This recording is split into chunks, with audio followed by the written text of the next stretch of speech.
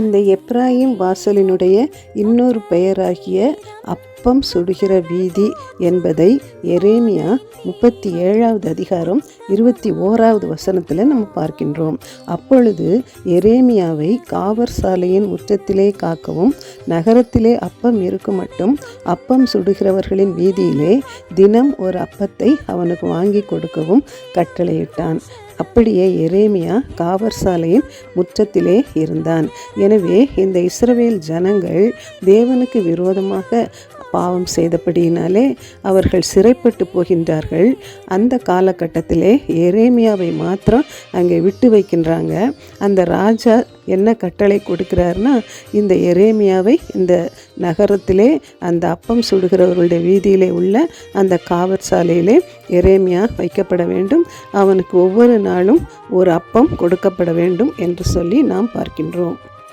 எரேமியா தீர்க்கதரிசி தேவனுடைய வார்த்தையாகிய அப்பத்தை அந்த இஸ்ரவேல் ஜனங்களுக்கு அவர்கள் செய்த அக்கிரமங்களை குறித்தும் அவர்கள் அடைய போகிற சிறையிருப்பை குறித்தும் தீர்க்கமாக சொல்லுகிறதை எரேமியா 8ஆம் அதிகாரத்திலெல்லாம் நாம் பார்க்கின்றோம். எனவே தேவனுடைய அப்பமாகிய வார்த்தையை அந்த ஜனங்களுக்கு கொண்டு வந்த அந்த எரேமியாவுக்கு மாத்திரம் நகரத்தில் மற்ற எல்லாரும் சிறைப்பட்டு போனாலும் பஞ்சத்தினால் வேதனைப்பட்டு கொண்டிருந்தாலும் அவனுக்கு மாத்திரம் தினம் ஒரு அப்பம் கொடுக்கப்படும்படியாக அங்கே ராஜாவின் கட்டளை பிறந்தது. எனவே அவன் தேவனுடைய அப்பமாகிய வார்த்தைகளை அந்த ஜனங்களுக்கு கொண்டு வந்தான்.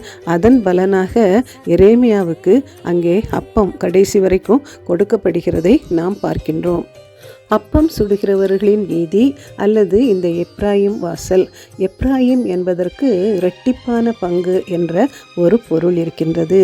1 நாளாகவும் 5ஆம் அதிகாரம் 1-2 வசனங்களில் நம்ம பார்க்கும் பொழுது, யாக்கோபின் முதல் குமாரனாகிய ரூபன் தன் தகப்பனுடைய மஞ்சத்தை தீட்டுப்படுத்தினபடியினாலே அவனுக்கு சேஷ்ட புத்திர சுதந்திரம் கொடுக்கப்படாமல் அது யோசேப்பின் குமாரருக்கு கொடுக்கப்பட்டது.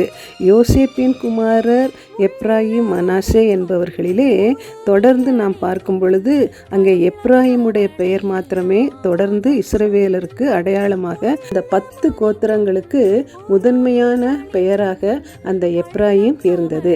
எப்படி எரேமியா பாடுகள் வழியாக வந்தாலும் அவனுடைய முன்னிலைமையை பார்க்கலும் பின்னிலைமை 2ஆக இரட்டிப்பாக ஆசீர்வாதம் பெற்றதோ, அதே போல இந்த எப்ராயிமும் இரட்டிப்பான ஆசீர்வாதத்தை பெற்றவன்.